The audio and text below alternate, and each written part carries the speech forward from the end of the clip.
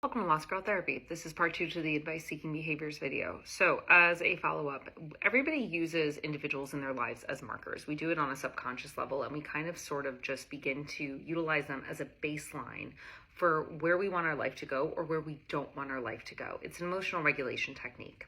The way it becomes a problem is when we utilize an individual to become the wall or the person that we push off of in order to get to our lives. So instead of actively choosing stuff for ourselves, we begin utilizing someone else and saying, on a subconscious level, please tell me what you think or about what I do. Please give me feedback on the decisions that I'm about to make, or let me recalibrate my entire life based on what you are or are not saying out loud. And the reason that this becomes a problem is because nothing's really out in the open, and the person who's being used as the wall or as the boundary is always kind of caught off guard, and you can never say the right thing or do the right thing because you're not really sure where the other individual is coming from.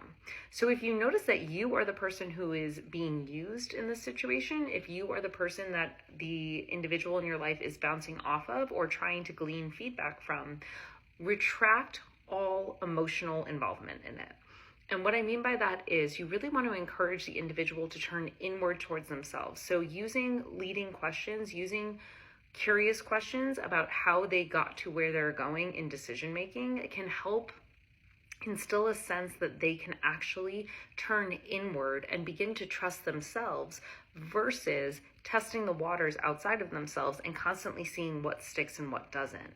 When we go outside of ourselves, it's really hard to find stability. It is really challenging to feel balanced, whole, and grounded. So if you have somebody in your life that is utilizing you as their source of kind of like a measure of success or a measure of what life should look like, encourage them in the most supportive way possible to turn inward and begin to unearth all the things that they want out of this life, as opposed to using you or someone else, as you know, as the marker for where they're going.